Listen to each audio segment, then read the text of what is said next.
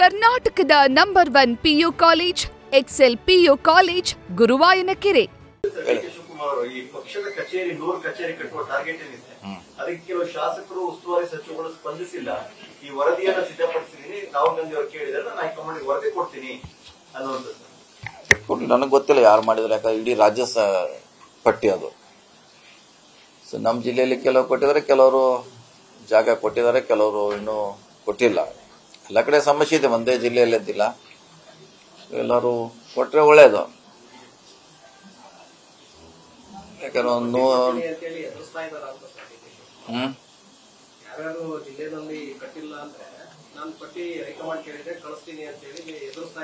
ಇಲ್ಲ, ನೀವು ಅವ್ರನ್ನ ಕೇಳ್ಬೇಕು, ಅಧ್ಯಕ್ಷ ಕೇಳ್ಬೇಕು ಏನ್ ಮಾಡ್ತೀರ ಅಂತ. ಈಗ ನಮ್ಗೆ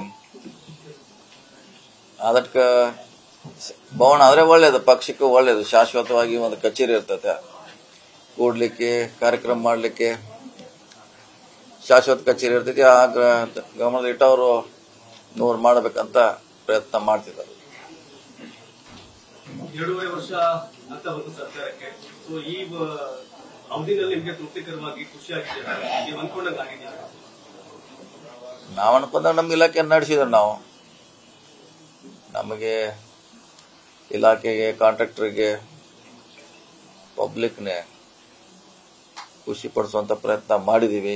ಕಾನೂನುಬದ್ಧವಾಗಿ ನಡಲಿಕ್ಕೆ ಪ್ರಯತ್ನ ಮಾಡಿದೀವಿ. ಮುಂದಿನೆಲ್ಲ ಸಾರ್ವಜನಿಕ ಬಿಟ್ಟಂತ ವಿಚಾರ.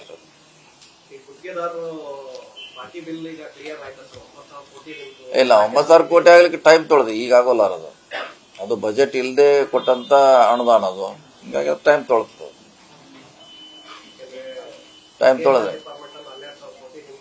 ನಮ್ದು 9ರಲ್ಲಿ 3 ಕಡಿಮೆ ಮಾಡಿದ್ರಿ. ಈಗ 12ರಲ್ಲಿ 3 ಕಡಿಮೆ ಆಗಿದೆ. ಇನ್ನೂ 9,000 ಕೋಟಿ ಇದೆ. ಟೈಮ್ ತೊಳೆದು ಕಡಿಮೆ ಆಗುತ್ತೆ, ಟೈಮ್ ತೊಳೆದು. ಇದುವರೆಗಿನ ಚರ್ಚೆಗಳು ಸರ್, ಪವರ್ ಶೇರಿಂಗ್ ಬೇರೆ ಬೇರೆ ಚರ್ಚೆಗಳು ನಡೀತಾನೆ ಇದೆ. ನವೆಂಬರ್ 15 ಮುಖ್ಯಮಂತ್ರಿಗಳು ಹೋಗ್ತಾ ಇದ್ದಾರೆ ಸರ್. ಏನ್ ಸರ್ ಕಾಂಗ್ರೆಸ್ ನಲ್ಲಿ ನಡೀತಾ ಇದೆ ಅಥವಾ ಏನ್ ಲೆಕ್ಕಾಚಾರ?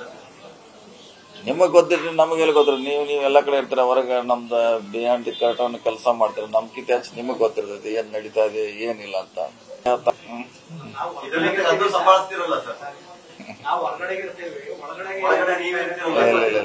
ಒಳಗಡೆ ಏನಿಲ್ಲ, ಹೊರಗಡೆ ಜಾಸ್ತಿ ನಡೀತಾರೆ.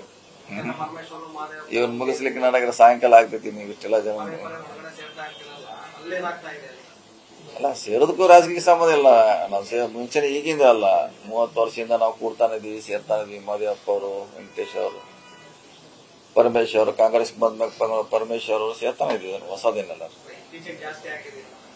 ಹಂಗೇನಿಲ್ಲ, ಸೇರ್ತಾನೆ ಇರ್ತೀವಿ. ನೀವು ಹೇಳಿದ್ರಲ್ಲ, ನಾವು ಸೇರ್ತಾ ಇಲ್ಲ ಅಂತ ಹೇಳಿದ್ರೆ ನೀವೇ, ಅವ್ರು ಅಷ್ಟೇ ಸೇರ್ತಿದ್ದಾರೆ. ನಾವೆಲ್ಲ ಬೇರೆ ಕಡೆ ಟೂರ್ ನಲ್ಲಿ ಇರ್ತೀವಿ, ಅವ್ರು ಸೇರಿರ್ತಾರೆ. ಸೇರಿ ಮಾತಾಡಿ ಅಂತ ಹೇಳ್ತೀವಿ ನಾವು ಅಷ್ಟೇ.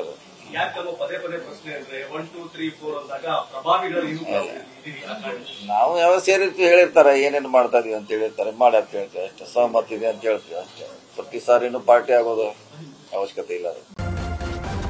ನ್ಯೂಸ್ ಫಸ್ಟ್, ನಿರ್ಭೀತಿಯಿಂದ ನಿಮ್ಮ ಪರವಾಗಿ.